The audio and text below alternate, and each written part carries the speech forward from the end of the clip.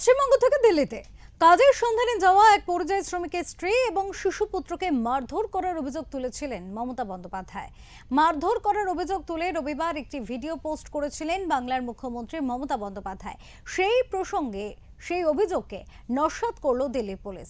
সোমবার দিল্লি পুলিশের তরফে জানানো হয়, বাংলার মুখ্যমন্ত্রী যে ভিডিও শেয়ার করেছেন সেই ভিডিওয় মহিলা যে অভিযোগ করেছেন তা সম্পূর্ণ অসত্য এবং ভিত্তিহীন। পুলিশের দাবি, জিজ্ঞাসাবাদের সময় ওই মহিলা জানিয়েছেন কেন তিনি ওই ভিডিও করেছিলেন।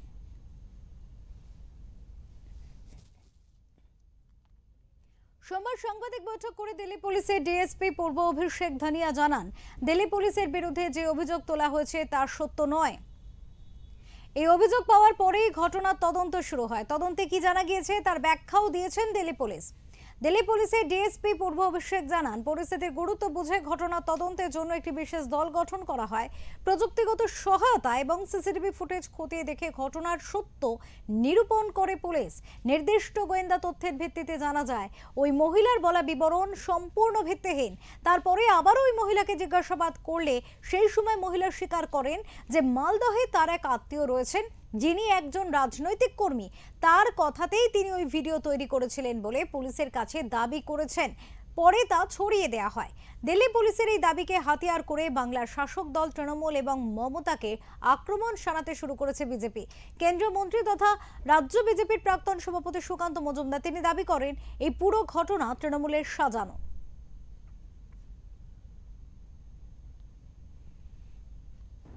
এই পুরো ঘটনাটা তৃণমূল কংগ্রেসের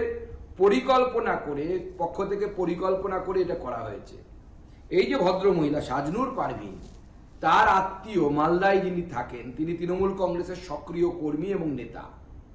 তার প্ররোচনায় এই পারভিন ম্যাডাম তার ছেলেকে নিয়ে এই পুরো গল্পটা ফাঁদে। অথচ দেখা যাচ্ছে সিসিটিভিতে যে দুপুর 12:30টার সময় যে 4 জন পুলিশ কর্মীর কথা বলছেন যারা নাকি সিভিল ড্রেসে এসেছিল, সিসিটিভিতে দেখা যাচ্ছে যে পারভিন ম্যাডাম তার ছেলেকে নিয়ে একা একাই বেরোচ্ছেন স্বইচ্ছায়, অর্থাৎ ওখানে কোনো পুলিশ কর্মী তার বাড়িতে যায়নি।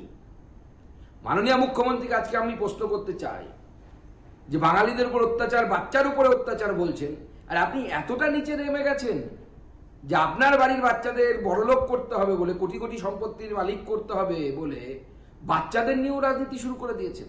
আপনার লজ্জা লাগে না? এইরকম নির্লজ্জ মুখ্যমন্ত্রী, তার ক্ষমা চাওয়া উচিত গোটা দেশের কাছে।